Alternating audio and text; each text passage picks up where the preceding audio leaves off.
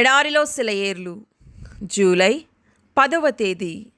మీలో యెహోవాకు భయపడి ఆయన సేవకుని మాట వినువాడెవడు? వెలుగు లేక ఏ చీకటిలో నడుచువాడు యెహోవా నామమును ఆశ్రయించి తన దేవుని నమ్ముకొనవలెను.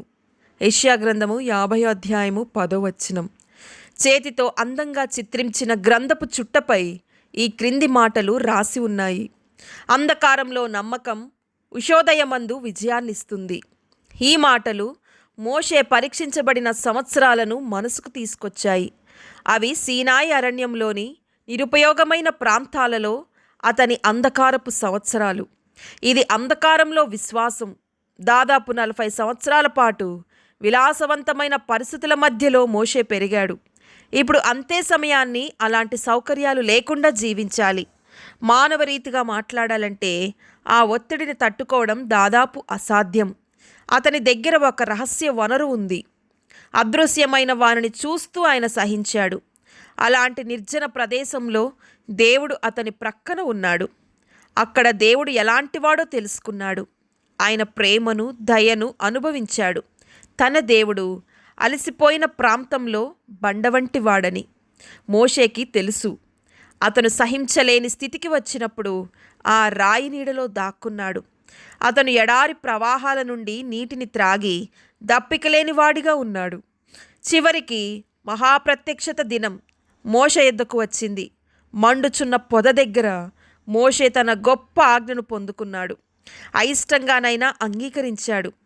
ఎలాంటి వెల చెల్లించాల్సి వచ్చినా విధేయత చూపాడు. కాలం గడిచే కొద్దీ దేవునిచ్చే శిక్షణ పొందిన నాయకునిగా విశ్వాస గుంపులో అసాధ్యమనిపించే పరిస్థితుల ఒడ్డున నిలబడినట్లు మనం చూస్తాం. వారు ముందుకు వెళ్ళడానికి ఎలాంటి మార్గం కనపడని పరిస్థితిలో దేవుడు వారిని ముందుకు వెళ్ళమని ఆజ్ఞాపించాడు. విశ్వాసంతో మోషే విధేయత చూపాడు. విశ్వాసంతో మోషే తన మందను ఎర్ర సముద్రంలో నుండి నడిపించాడు. అతని విధేయత సర్వశక్తిమంతుడైన దేవుడు తన హస్తాన్ని చాపి సముద్రంలో ఆరిన నేలను ఏర్పరిచేలా చేసింది. ఆయన ఎంతటి సర్వశక్తిమంతుడైన దేవుడు, ఎంతటి సంతోషకరమైన అనుభవం. విశ్వాసి, నీ విశ్వాసపు ప్రార్థనలకు సమాధానంగా కార్యం చేయడానికి దేవునికి ఒక అవకాశం ఇవ్వు. ఓ దేవుని బిడ్డ, ఆ విజయోత్సవపు కవాతును ఊహించు. ఉత్సాహంతో ఉన్న పిల్లలు తమ తల్లిదండ్రుల నిరంతర నిశ్శబ్దంతో వారి సంభ్రమాశ్చర్యాల నుండి అడ్డగించబడ్డారు.